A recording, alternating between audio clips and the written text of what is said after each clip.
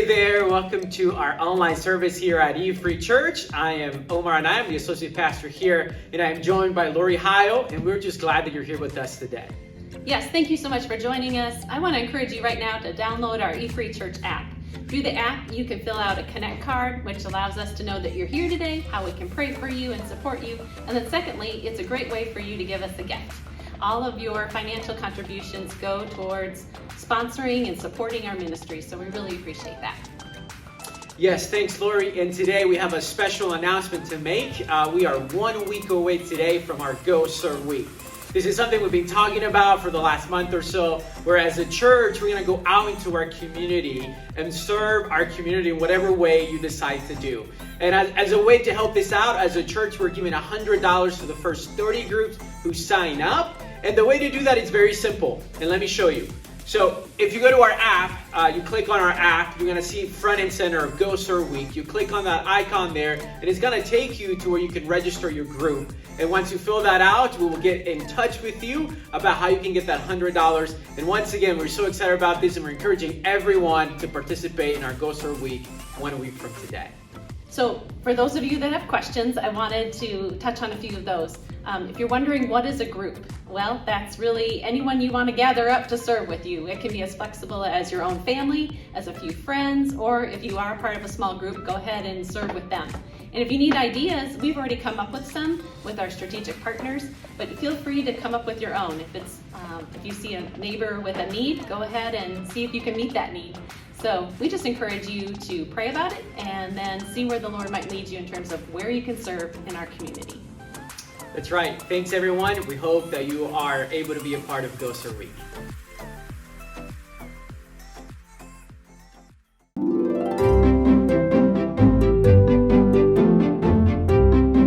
Hey everyone, welcome to the new E-Free Kids Minute, where we will share a quick overview of this week's lesson and what you can focus on as a family in about 60 seconds.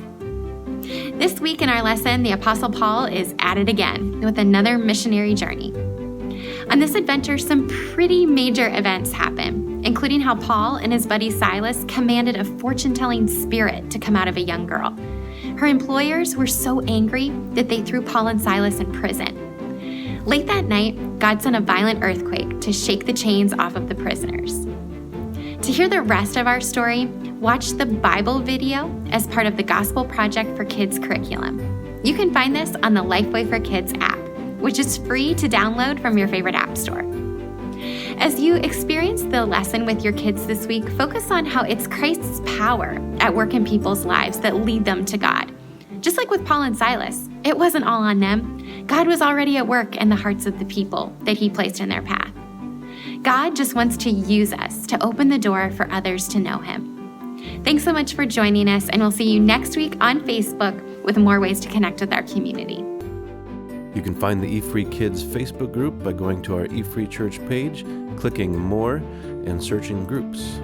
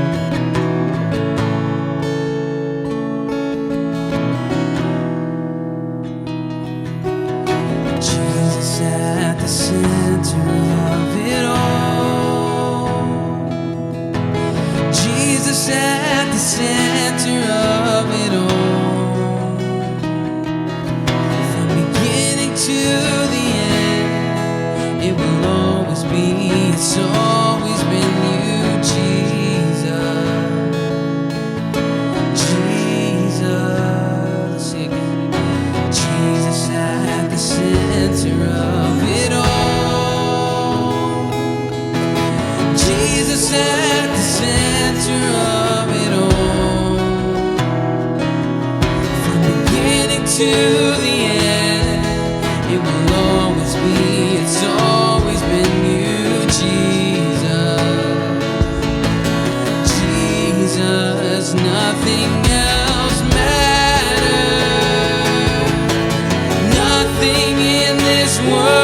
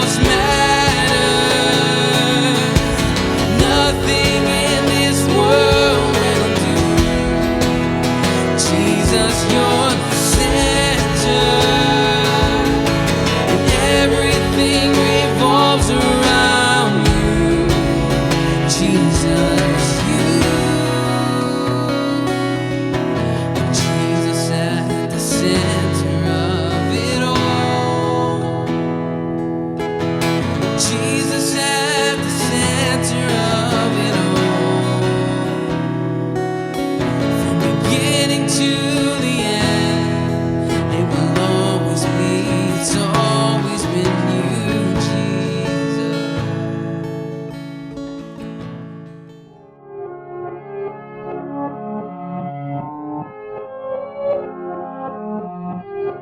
Hey, Pastor Rick here, EFC, and so much to say thank you for. Thanks for joining us, whether you're on our online platform, church.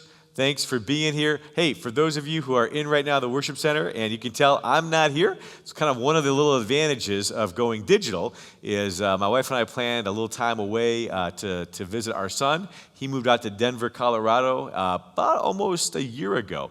And so it's our first time to actually see him. And so as you're seeing this, we're probably doing breakfast with him or whatever. But thanks for being here as well.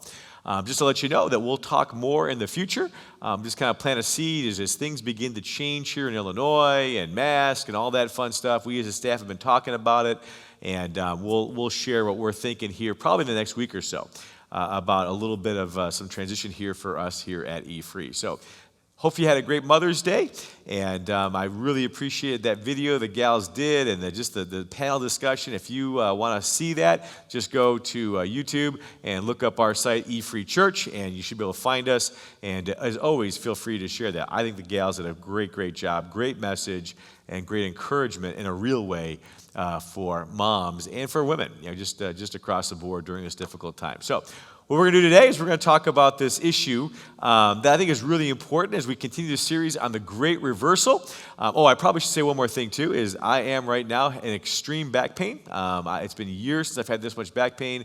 Don't know exactly what's happened, but I'm on a lot of ibuprofen. I'm on a muscle relaxant, and so if I say something I shouldn't say, don't hold me to it. I'm really kind of tired and loopy, but pray that my back gets better as we travel tomorrow as well. But in this series, which I hope you've enjoyed, we got just a few more to do before we hit the summer series. Talk about this whole idea of the Great Reversal, that the upside down of the kingdom of God, and it's oftentimes not an either or, it's a both and. This whole idea that the kingdom's values are completely different, completely upside down versus the values of this world. And it's so difficult. It makes all this so difficult. That out of death comes real life. I mean, we go through pain and suffering and death and transition. I know some people this week, I've talked to some people, counseled some people, and it's so difficult when we're going through these painful times. But God has this way of doing his best work and creating beauty from the ashes. And there's no resurrection without the crucifixion. And so this great reversal principle, and we're called to live out in many ways this great reversal cruciformity principle. That's what Jesus called us to if we're going to follow him. So we've covered things like even individual change, taking off the old and putting on the new, that you got to do both of those. Even a couple of weeks ago, a week before Mother's Day, how this change isn't just meant for us individually, we're called to change in the gospel through Jesus Christ, but to change even in our relationships, and especially when it comes to the racial tension that we see in this country that still exists. And so we talked about that a couple of weeks ago. So today, though, I want to talk about what's very important topic, when it comes to this idea of the Great Reversal, and that's the topic of justice. Now, here's the issue. Let me just, before I get into all this. What I've been saying for months now is so true. I think it's so true. It's so helpful for me to say this over and over again. You might not like it, but it's important. Justice is one of those words that political narratives have kind of grabbed it in our culture, whether you're right or left, and it makes it difficult. Words like conservative or liberal or progressive have been hijacked because we tend to look through how we understand things, how we comprehend things in our culture. We're looking at it, we're being bombarded by platforms, by echo chambers, by opinionated news. And so these terms, oftentimes you already, and many of us, myself included, might have ideas of what these terms are based upon these echo chambers. So again, why this is so important. Justice is one of those words that right away you might come up with, right or left, whatever your idea is. What I want to do is I want to talk about biblical justice. And that's my role. So I've been talking about some of this stuff that's hard to talk about because ultimately we've got to get back, if you're a follower of Jesus out there watching, we've got to get back to take hold of what these biblical concepts are and live these out regardless of any narratives out there in the culture. That's what we're called to do. This is to be our guide, not a platform, not an echo chamber, but this, the Word of God. So I want to always say that just to kind of get you to think that way. So really our topic is this whole idea. What does the Bible say about justice? What is it? And how can this gospel great reversal principle help us understand it, define it, and then ultimately, not just to understand and define it, but how to live it out as a community of believers, as Christ followers. I think this is so, so important. And Scripture teaches us this, that God is redeeming and renewing this world to the end of history. Now, exactly how that's going to play out, whether you're Revelation, if you're premillennial, amillennial, and that's a debated issue. But where there's agreement is God's working this all the way out to the end. And the Bible teaches that God will not just save individuals and discard the world though it was worthless. Think about that. He created us. He took pleasure in his creation. So I tend to believe it's more of some level of a renewal process. And even some of the words that are used in Scripture kind of allude to that. And this is important before I get to justice altogether, because I want you to understand this important principle. The Bible teaches it this way. The Bible says in Romans 8, for the creation was subjected to frustration, not by its own choice, but by the will of one who subjected it, in hope that the creation itself will be liberated from its bondage to decay and brought into the freedom and the glory of the children of God. In other words, part of what's happening is creation is being liberated. Thy kingdom come on earth as it is in heaven is happening. The first part of that was the resurrection of Jesus Christ. And it's so sure in the future that we're beginning to see that process unfold. At times it doesn't look like it, I admit, but it's the renewal process that is happening. And so creation itself will be liberated. All things will be made right the way it was meant to be before sin entered the world. Everything will be made new. Kind of funny, Revelation 21 says it this way. It says, he who was seated on the throne, this is the very end of the story of Revelation, the picture, the visuals, and he said, I am making everything, and actually the little word there is anew, which means out of what already exists. Then he said, write this down, for these words are trustworthy and true. And so the resurrection leading to a new creation, the resurrection, this great reversal principle, and this whole idea of God renewing creation ought to have a major, profound influence on us as believers. In other words, how to regard the various forms of sin and decay and all that around us. One of the ways that nature groans, so to speak, the sin and decay of, or the decay of this world and sin, is in unjust relationships. And there's a lot of injustice out there. Whether it's the protest of the civil rights, and we're seeing some of that even today, of course, is that still a major issue that we're going to have to work through. And it doesn't help to say it's all or nothing. I think there's got to be some common ground, or whether even unjust to take the life of those that are not born. And so we see the way the nature groans under decay is these unjust relationships. Romans 8:22 says it this way. We know that the whole creation has been groaning as in the pains of childbirth right up to this present time. Because things aren't the way they were meant to be, but because of sin and the impact of sin in this world.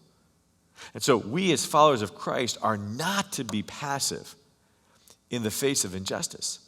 People hurting and taking advantage of other people is not part of the plan. It's not part of kingdom living. And Jesus is the king. He's begun to establish his kingdom here on earth. It's not a nation. It's not a political party. He's using his people. In the Old Testament, the people of Israel. And now in the New Testament, the new church era. Think about it. If all the repairing of the world is to happen in the future, then there's really little for us to do as believers other than to live lives of moral purity and holiness and kind of sit on our hands and wait. But that's not what the Bible teaches. We're to actively love God and love our neighbor as ourselves. Who's our neighbor? Good Samaritan principle. And the parable teaches anyone who has a need. We're to bring a little of the kingdom, a little of justice in this unjust world. We have been saved not to be safe, not just for us, but in order to join God in bringing about this renewal that's happening until all the way to the end of the story in Revelation, so to speak. Another way I look at this is Jesus said it this way. When he got up and he read the scroll, he said, the Spirit of the Lord is on me in front of all the Jewish leaders. And he said, he has been anointed to proclaim the good news to the poor. He has sent me to proclaim freedom for the prisoners and recovery of the sight for the blind and to set the oppressed free and to proclaim the year of the Lord's favor. Now my thing is who, if I go back a verse, who are the poor? He came to proclaim the good news to the poor. Who is Jesus referring to? Who is Jesus referring to when he's talking about the poor? Now here's the deal. Conservatives, now hold on, when I say conservatives, see, there's one of those loaded words. I'm not talking about politics. I'm talking about conservatives, theologians and pastors. They tend to read this text, when Jesus did this, in strictly spiritual terms. For them, it is only the spiritually poor who are being addressed, okay? But that can't be it. I'll just give you a real quick reason why that can't be it. Jesus' whole ministry, the attention he gives, the serving he gives to the outcast, the blind, the poor in his earthly ministry. So it can't mean just a spiritual, for those who are spiritually poor, okay?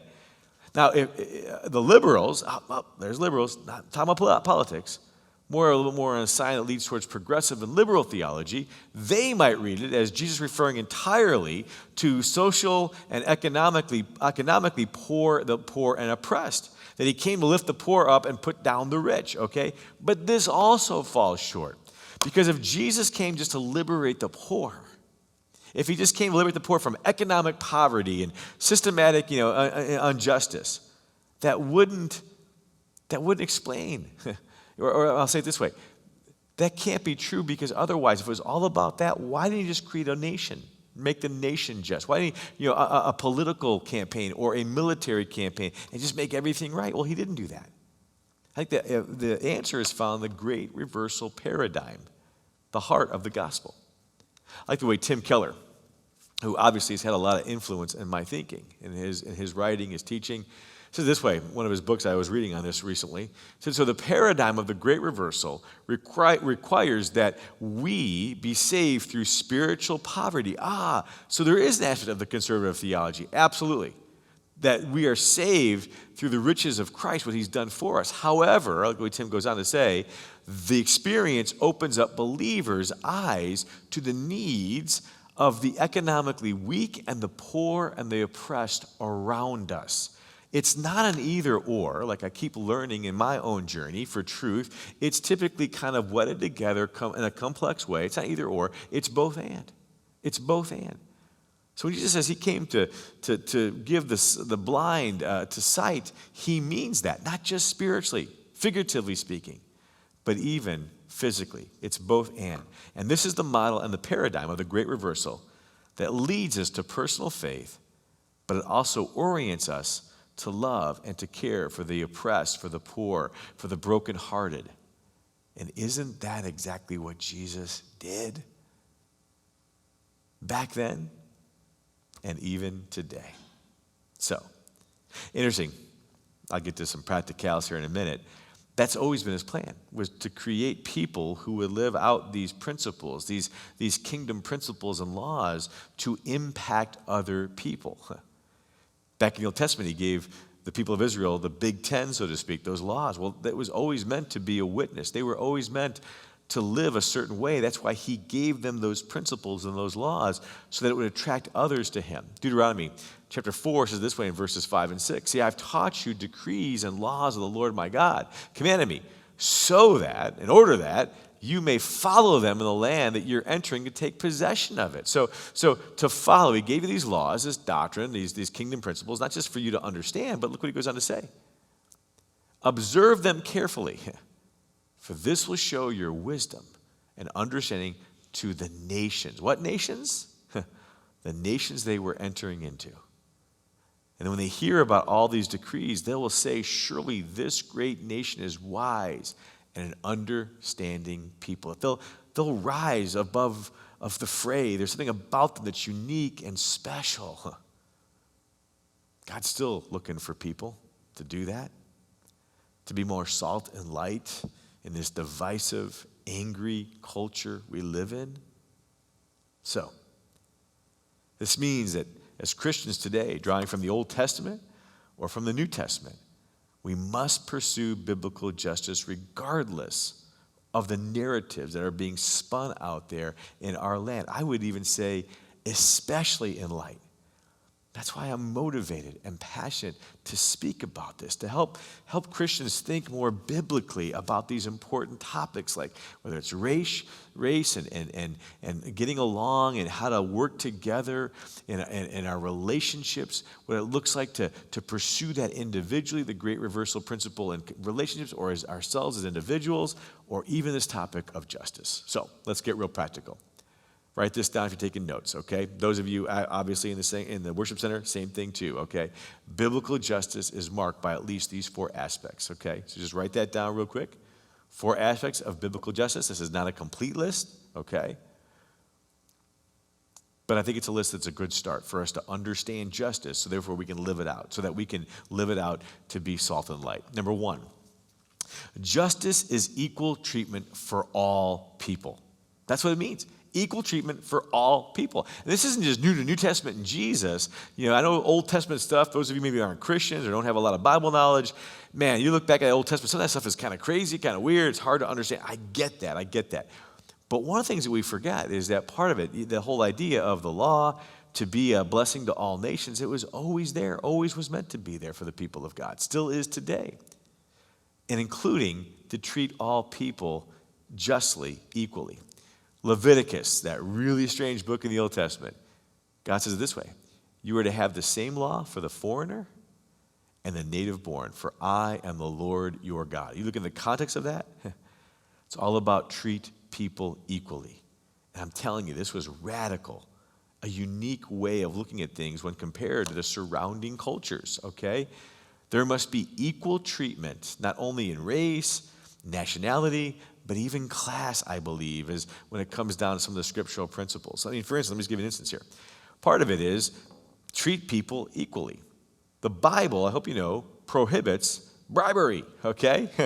That those who have wealth, using it for influence, power, to not get consequences, so forth and so on. In Isaiah 1, verse 23, it says this way: you rulers are rebels, okay?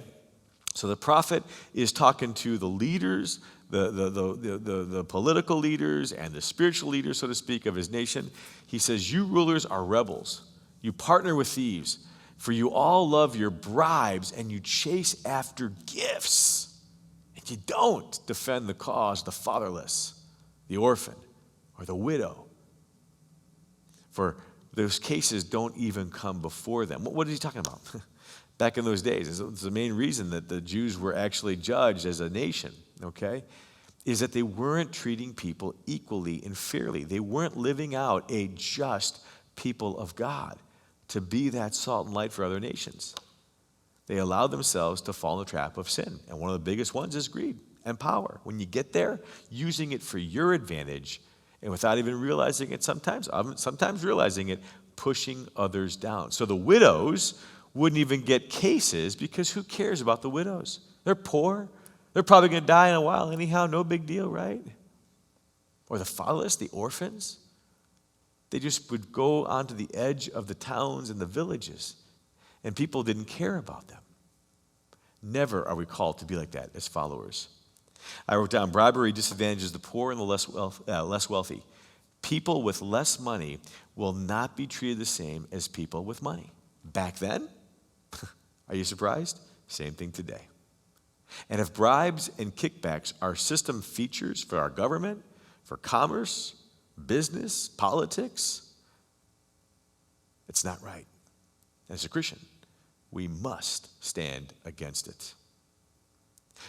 we must seek justice for all. Second aspect of biblical justice is it's radically generous, radical generosity. The Bible, real quick here, teaches, it teaches in personal property, individual ownership of property. That's why one of the big commandments is, you shall not what? Steal. You shouldn't steal. Why? Because persons has a right to their stuff, and it's not yours to steal, yours to take. So the Bible believes in this concept of private property. But on the other hand, the Bible also believes in the fact that God is the owner of all things. So there's this tension again. Not either or. Yep, you have private property, but let's take a look at a few verses. It says it this way, Psalm 24, verse 1. It says it this way, the earth is the Lord's and everything in it. Everything in it. What do you mean everything in it, Rick? Everything in it. You know what the Greek word for everything means? The Hebrew word for everything? It means everything. The chair you're sitting on, the house you're living in. Everything in the world is the Lord's. How about this one? 1 Chronicles 29:14. But who am I? This is after David raised the finances. He's working on raising the finances to build the temple. Remember that whole story way back then? He says, who am I? And who are my people that we should be able to give as generously as this? They raised a lot of money for that temple. But then he gets it. David gets it after God's own heart. Everything comes from you, God, and we have given you only what comes from your hand. Man, it's ours, but at the same time, too, ultimately, we have our wealth, okay? We have not ultimately earned our wealth. I know this is going to push some buttons. You're going to kind of push back on this. It's been given to you and me as a gift. The Bible teaches. Let me give you a couple of ideas where I think it always helps me. I've been to some of these places, you know. If you had been born in a different time, a different era, especially, or even the same era, how about a different place? Here's my statement that I hope will push you a little bit. Your hard work would have probably yielded very little. What do you mean, Rick? I've been there. It's the slums of India. People work really hard. To be honest, they work harder than most of us. They're up at dawn. They're having to get food, having to get water, maybe going to a creek, wherever they're having to get their water. They got to wash their clothes. They got to make whatever meals. They got to get their kids. It's incredible. Their work is all day long. Otherwise, they don't eat. Otherwise, they don't just survive, you know? Pictures like this remind me being in a slum in Africa. Why weren't you born there? Why were you born? Why was I born where I was born? Because most people in the world, they work incredibly hard, but it's yielded very little. Maybe, just maybe, ultimately, our wealth isn't ours. But for whatever reason that I can't explain, we've been gifted what we have. So there's this radical generosity. The Bible recognizes this as part of being just. That's why, here's a weird story. You ever heard of the term gleaning? And that's just the Old Testament. Way back in that weird book of Leviticus. Look at the grace of God again, way back in the book of Leviticus. When you reap the harvest of your land, to the farmers and the landowners, do not reap the very edges of your field or gather the gleanings of your harvest. In other words, don't consume everything that you make. Instead, don't go over your vineyard a second time or pick up the grapes that fell to the floor. Leave them for who? The poor and the needy, the foreigner, the widow. For I am the Lord your God. Again, do you see the justness there? This was radical for back then. It's radical today that people on their own wouldn't consume all of their resources for themselves or to earn a buck, but that they would live generously, radically generously. And I'm telling you, this is why it's incompatible with the strictest of socialism or the most rugged capitalism. It's not either or. It's kind of like both and. It's huge. Jesus teaches this all the time in the New Testament. We are to live and give generously. Not only with our resources, but with our time. See, we've been gifted so much, especially in the West. We ought to give out of a thankful heart, out of gratitude in serving. And that's why I'm excited about Go Serve Week coming up, which I'll talk here at the end real quick. So, radical generosity. Third aspect of justice, biblical justice, it's advocacy. Whoever is kind, Proverbs 19:17, sorry, I forgot that real quick. Whoever is kind to the poor lends to the Lord, and he will reward them for what they have done. I mean, God is encouraging us to live generously. That's how you create a just people, society, culture. Third aspect, justice is advocacy for those without power. Here's a phrase you'll never find in the Bible. The Bible never says, speak up for the rich and the powerful. It doesn't. You know why? For the simple reason, they don't need us to, right? Don't forget, if you make over $30,000, I think it's $26,000 a year, you're already in the top 5% of wealth throughout the world. If you make over $100,000, you're in the top 1%. Less than that, actually. The Bible does say, speak up for those who cannot speak for themselves, for the poor and the needy. Verses like Proverbs 31 says it this way, speak up for those who cannot speak for themselves, for the rights of all who are destitute, who are broken.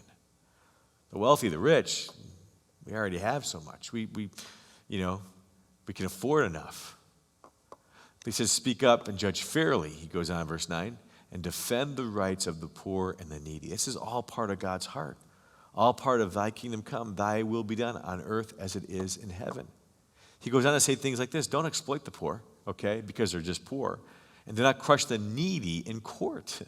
Back then, today, if you got lots of money, you can afford the best lawyers. Don't you think that gives somebody an advantage?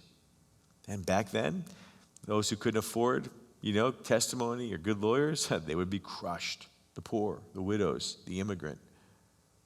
For the Lord, he goes on to say, will take up their case eventually, and he will exact life for life. Man, there's judgment coming if we don't realize this and wake up and live more just lives in our little world.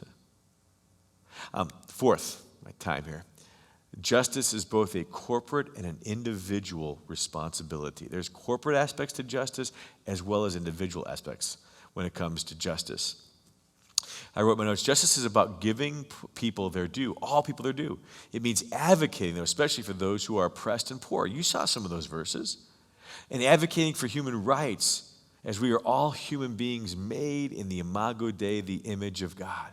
It means bringing those who are perpetrators of injustice to hold them accountable. And it includes and indicates throughout the Bible that injustice happens both directly by individuals, therefore held accountable, but even indirectly, systemically, as a community. Sometimes in the Bible, it happens a few times where God holds families and groups and even nations corporately responsible for the sins of others, though they did not personally commit those sins. Daniel chapter 9, you can look it up on your own, is that Daniel he repented from the sins of his ancestors because they refused to listen to the prophets. And you know about how Daniel was taken back and captured. I also think about the whole idea of Saul, where Israel was held responsible for unjust violence against the Gibeonites, even though Saul had been dead for years. You look that up in 2 Samuel 21. See, the Bible also teaches that there is an individual responsibility for sin, okay? There is, through and through, verse after verse, okay? But the Bible also makes it clear that when it comes to responsibility for injustice, it recognizes systemic sin as well as individual sin. It recognizes complexity in responsibility for some of this stuff. Even though people participating in and supporting a system are maybe not deliberately intending to do harm, there's sometimes this level of complexity, of yet they're still held responsible. Luke 14, I was going to go there, but it's a whole message in itself, is where there's this party for the wealthy people. And you remember the story where the disciples were arguing who should be greatest, put me on the right and the left, blah, blah, blah. And he's at this party, and the party he kind of goes into with his disciples, don't be like that. He actually commands them, don't ever be like that. Well, because if you really do the research on those parties, It was about networking and getting ahead, and people, the richest, could be at those places. If you remember, Jesus says, do the opposite. You invite the poor and the needy and the outcast. And so it's important to understand the Bible teaches there's an individual responsibility for justice, as well as there's also a community. There's this complexity in seeking justice. Tim, I like the way he said it this way. He said it this way.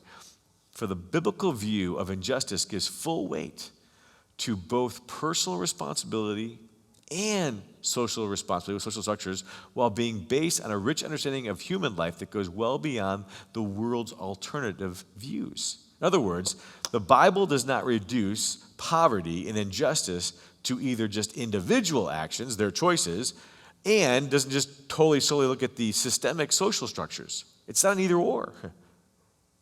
As in most truth in the Bible, maybe all truth, it's a both and. It's complex. It has both dimensions. We're not merely individuals, but we're community, we're social, we're soul, and we're body. And so it's really important to understand this. Hope that makes sense. Those verses I hope you can go back and look at yourself. So, real quick, how do we pursue the injustice? Okay, Rick, after all these verses, these aspects, what do we do to be salt and light to the world, so to speak? Number one, real quickly, say it this way. We can be, and I get this from Tim Keller in his book, I forget the name of the book here. Anyhow, I'll figure that out later. We can be active agents of change while avoiding political polarization that creates and has been creating gridlock, and it really blocks real change. In other words, right now, at a national level, things are broken. I don't think I've got to convince you. I don't care right, left, okay? And the thing is that it doesn't mean we abdicate. We can't just walk away from our responsibility as Christians. Look at those verses again. We're to be involved in bringing justice. And I believe it this way. I wrote my notes. Today's political parties force its members to support all of their platforms, therefore supporting the party line. But what if, and oftentimes it's the case, true biblical justice does not fit well with those categories, those platforms? It's a mixture sometimes. As Christians, we shouldn't necessarily lean towards those rigid and simplistic solutions to such complex issues. In other words, let me give you an example. To change the system of falling inner city public schools in these poor urban areas, it may require a confrontation with Democrats, over rules for teacher unions. At the same time, a confrontation with Republicans with the local-only tax politics and policies that support the richer schools to begin with. Not either or. So we need to be active agents, so to speak, and I think maybe the thing we have to do is avoid the political polarization and work with others who see things differently.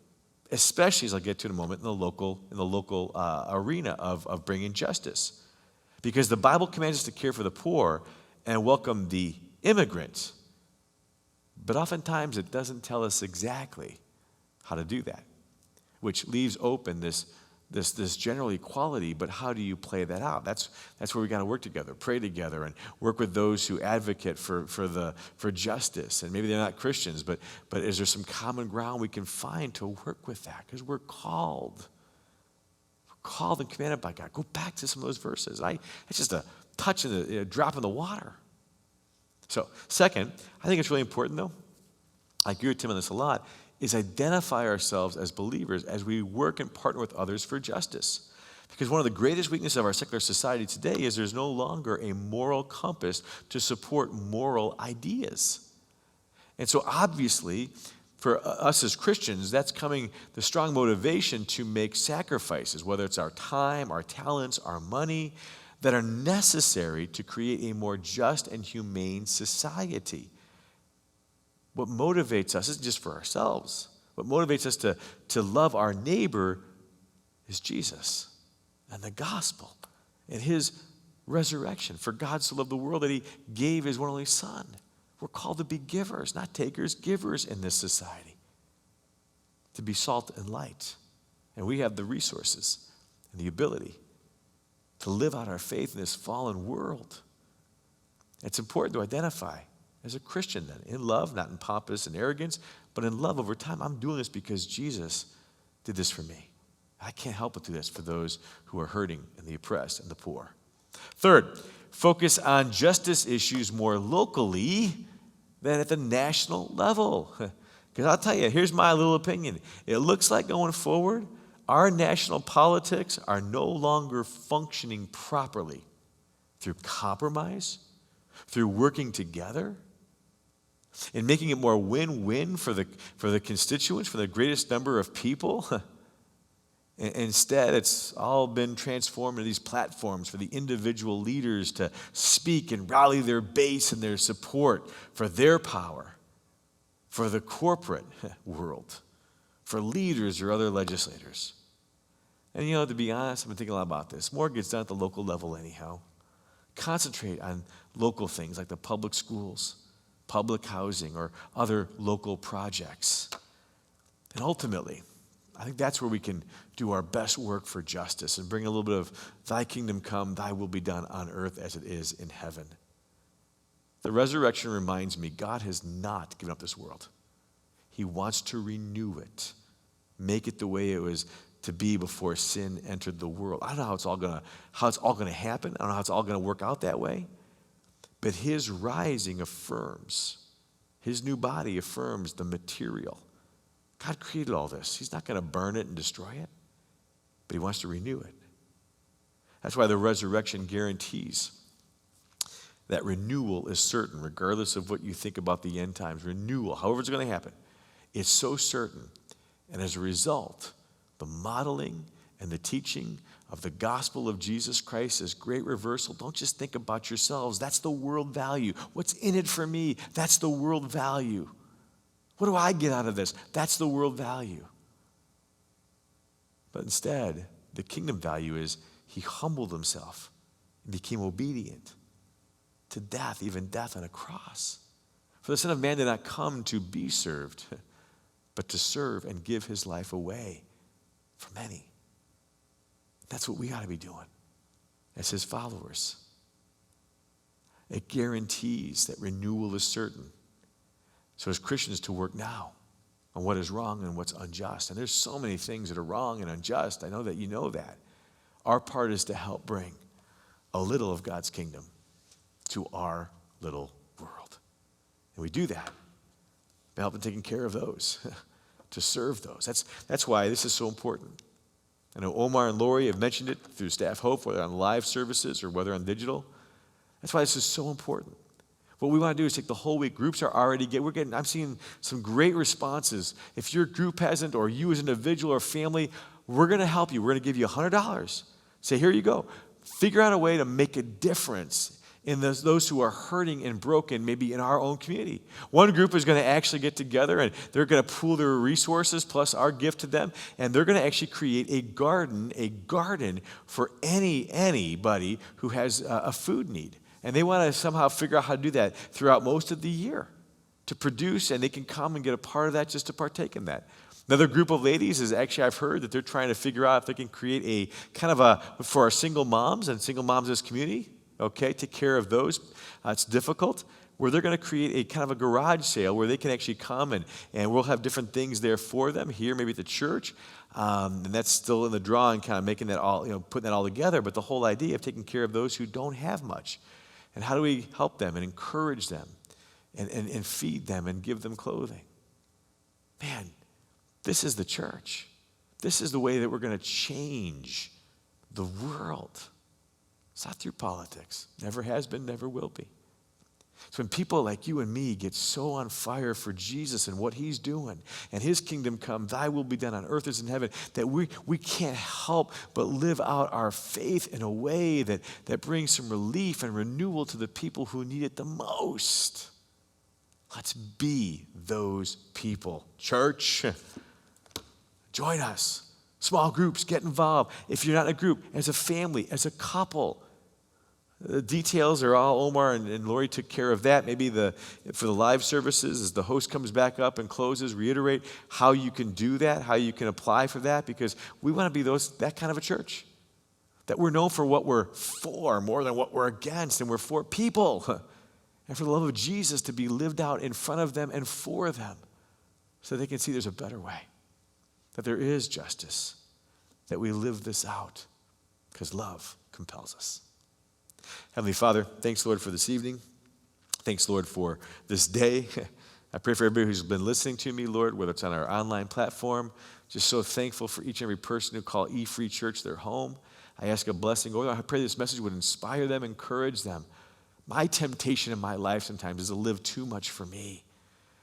Instead, Lord, help me to be generous with my time, even more so, my energy and my resources for those who have great need. It's all around me. It's all around us.